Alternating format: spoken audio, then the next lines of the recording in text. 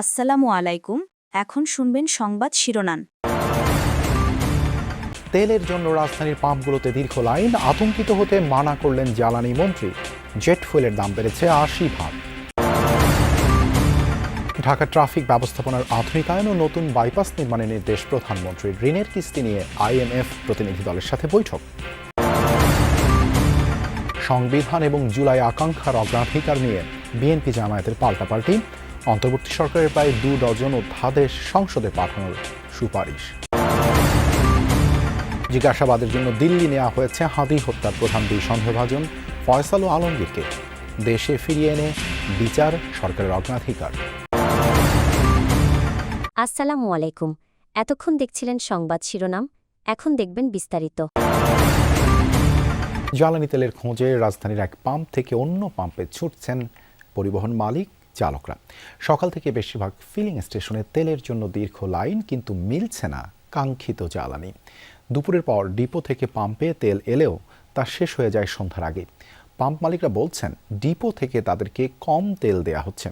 রাজধানীর বিভিন্ন পাম্প ঘুরে দেখা যায় ফিলিং স্টেশন কর্তৃপক্ষ নিজেদের মতো রেশনিং করে তেল দিচ্ছে। ২ ঘন্টা লাইনে দাঁড়িয়েও শেষমেশ জ্বালানি তেল পাননি ব্যবসায়ী হাসান। তার আগেই ফুরিয়ে গেছে এই পাম্পের তেল। এখন অপেক্ষা ডিপো থেকে তেল আসার। এর আগে পাম্পে পাম্পে ঘুরেই শেষ করে ফেলেছেন গাড়ির জ্বালানি। এই পরিমাণ তেল ছিল হবে না। গতকালকে একবার 10 লিটার তেল নেওয়ার জন্য 10 লিটার তেল নষ্ট হয়েছে। আবার লাইনে দাঁড়ানো অনেকের বেলায় ঘটেছে এমন। সৌরভ পাম্পে গেছি, খালেক পাম্পে গেছি, এসপিতে গেছি, ওখান থেকে ইউটার্ন নিয়ে আবার এখানে আসছি। 11টা পাম্পে গেছি, গাজীপুর চৌরাস্তা থেকে শুরু করে বীজের শরীরের ওই মাথা মতো সিরিয়াল। তো ওইখান থেকে মনে করেন যে গাড়িটা স্টার্ট করতে গেলে 150 গ্রাম করে তেল একবারে জায়গা। সকাল থেকে কেউ কেউ এতটাই বিপাকে যে পরের কয়েকদিন কি করবেন বুঝে উঠতে পারছেন না। আমার গাড়িতে একটু তেলও নেই, যে ধাক্কায় নেব আমার আর পায়ে সমস্যা। গভর্নমেন্ট বলতেছে যে প্যানিক হওয়ার জন্য না, আমরা প্যানিক না হয়ে সকালে আসছে, কিন্তু দেখেন অবস্থা প্যানিক হওয়ার মতোই তো অবস্থা। যাদের তেল প্রয়োজন তারা তো আসছে, প্লাস যাদের ধরেন আপাতত এখন দরকার নেই তারাও আসতেছে।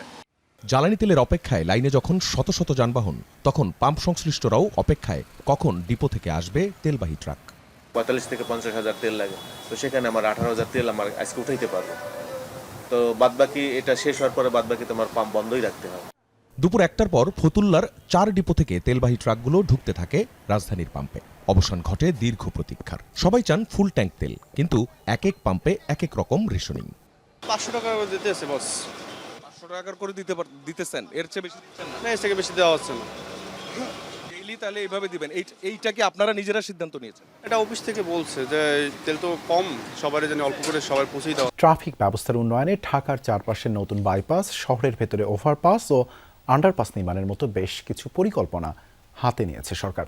সচিবালয়ে প্রধানমন্ত্রী তারেক রহমানের সভাপতিত্বে ট্রাফিক ব্যবস্থাপনা নিয়ে অনুষ্ঠিত বৈঠকে যত্রতত্র বাস কাউন্টার অপসারণ ও 5টি আন্তজেলা বাস টার্মিনাল শহরের বাইরে স্থানান্তরের সিদ্ধান্ত হয়।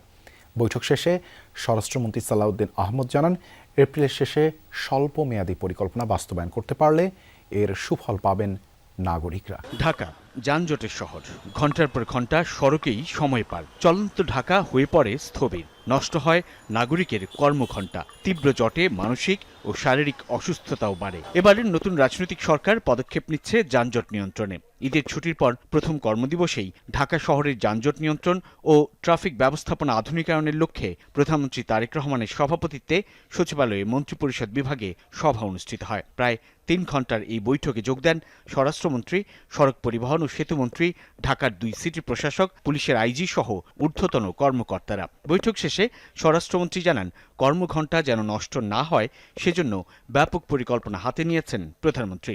দেশীয় প্রযুক্তিতে ট্রাফিক সিগন্যাল অটোমেশনের পরিকল্পনার কথাও জানান তিনি।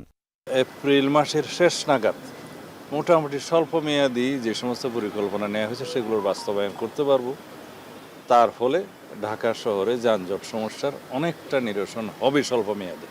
তারপরে মধ্যমেয়াদী এবং দীর্ঘমেয়াদী পরিকল্পনাগুলো বাস্তবায়ন করলে আশা করা যায় এই আমাদের ট্রাফিক সিস্টেমের একটা ব্যাপক। ঢাকার 2 সিটির প্রশাসক জানান, ট্রাফিক সমস্যা সমাধানে কিছু বিষয় চিহ্নিত করে সমন্বিতভাবে তা সমাধানের উদ্যোগ নেওয়া হচ্ছে। ট্রাফিক সমস্যাটা যেটা আছে এগুলো গাইড কিছু কিছু পিন পয়েন্ট করেছেন, এগুলো সমস্যার সমাধান দরকার। অটোরিকশা আছে, এর মধ্যে মেন রাস্তায় ফুটপাথগুলো আছে, এগুলি নিয়ে বিস্তার আলাপ আলোচনা হয়েছে, আমাদেরকে টাইম ফ্রেম বেঁধে দিয়েছে। জুলাই যোদ্ধাদের দায় মুক্তি দিয়ে অন্তর্বর্তী সরকারের অধ্যাদেশ বহাল রাখাসহ প্রায় 2 ডজন অধ্যাদেশ সংসদে পাঠানোর বিষয়ে একমত হয়েছে সংসদীয় বিশেষ কমিটি।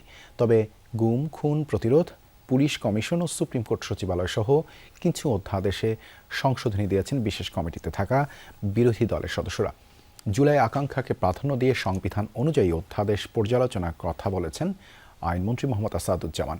তবে সংবিধানের চাইতে জুলাই চেতনাকে গুরুত্ব দেওয়ার দাবি জামায়াতের এমপি রফিকুল ইসলাম খানের। সংসদের প্রথম অধিবেশনেই অন্তর্বর্তীকালীন সরকারের করা 133টি অধ্যাদেশের বিষয়ে সিদ্ধান্ত নিতে চায় সরকার। সেজন্য সরকারি ও বিরোধী দলের সদস্যদের সমন্বয়ে 14 সদস্যের সংসদীয় বিশেষ কমিটি করা হয়। বুধবার সেই কমিটির প্রথম বৈঠক অনুষ্ঠিত হয় সংসদ ভবনের ক্যাবিনেট কক্ষে, যেখানে অধ্যাদেশ যাচাই বাছাই করা হয়। বৈঠকে সভাপতিত্ব করেন অ্যাডভোকেট জয়নুল আবেদিন।